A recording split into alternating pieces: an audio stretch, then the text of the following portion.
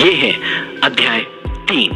तीसरे अध्याय की शुरुआत में श्री चाणक्य कहते हैं कि दोष किसके कुल में नहीं है? ऐसा कौन है जिसे दुख ने नहीं सताया? अवगुण किसे नहीं है? सदैव सुखी कौन रहता है? यह संसार दुखों का सागर है।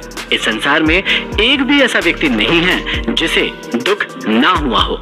सभी व्यक्तियों में कुछ न कुछ दुख, रोग एवं अवगुण अथवा कुछ न कुछ बुरी आदतें पाई जाती है। इस संसार में एक भी ऐसा व्यक्ति नहीं है जो सदैव सुखी रहता हो। हर इंसान को किसी न किसी तरह के संकटों का, दुखों का, रोगों का, बुरी आदतों का सामना करना ही पड़ता है। दुख और सुख तो साथ साथ लगे रहते हैं, जैसे दिन और रात। आगे श्री चाणक्य कहते हैं कि मनुष्य का चरित्र उसके खानदान को बताता है। भाषण अर्थात उसकी बोली से उसके देश का पता चलता है। विशेष आदर सत्कार से उसके प्रेम भाव का तथा उसके शरीर से उसके भोजन का पता चलता है। आगे श्री चाणक्य समझाते हैं कि कन्या का विवाह अच्छे कुल में करना चाहिए, पुत्र को विद्या के साथ जोड़ना चाहिए, दुश्मन को विपत्ति में डालना चाहिए और मित्र को अच्छे कार्यों में लगाना चाहिए। श्री चाणक्य समझाते हैं कि अपनी पुत्री का विवाह वर पक्ष के खानदान को अच्छी तरह परख कर ही करना चाहिए। वह अपने पुत्र को अच्छी और उच्च शिक्षा प्रदान करना चाहिए। यदि शत्रु निकट आ जाए तो उसे विपत्ति में डाल दे और अपने प्रिय मित्र को हमेशा अच्छे और महत्वपूर्ण कार्यों में लगा कर रखे।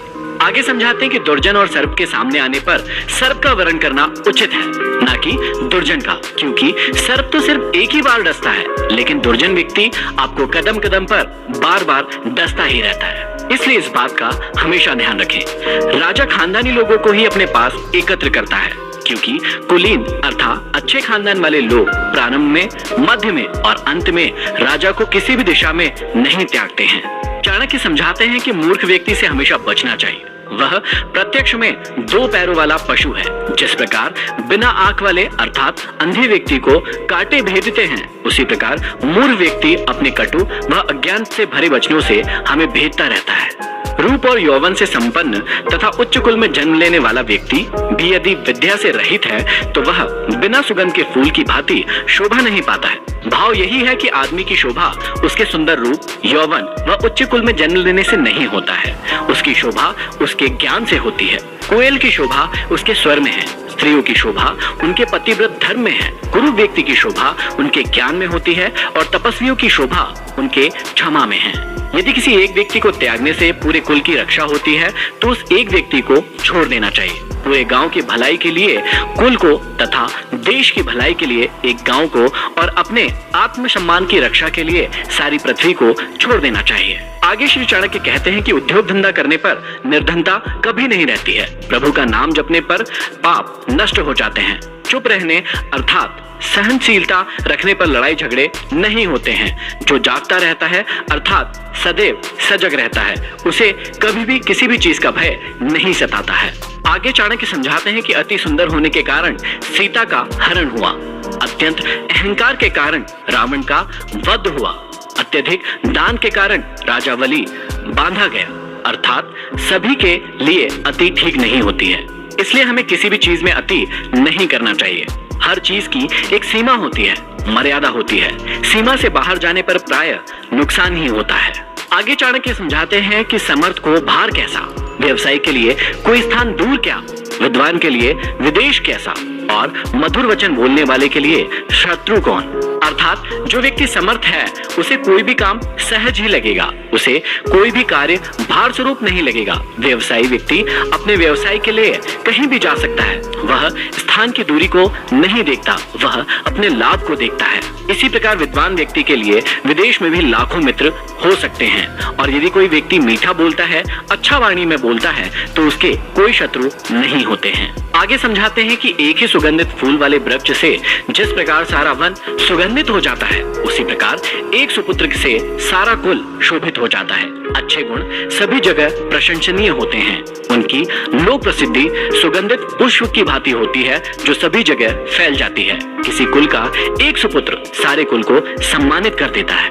आगे कहते हैं कि आग से जलते हुए सूखे वृक्ष से सारा वन जल जाता है, जैसे कि एक कुपुत्र से सारे कुल का नाश हो जाता है। कुल का विनाश करने के लिए एक ही कुपुत्र काफी होता है। ठीक उसी प्रकार जैसे एक जलता हुआ वृक्ष पूरे वन को जलाकर खाक कर देता है।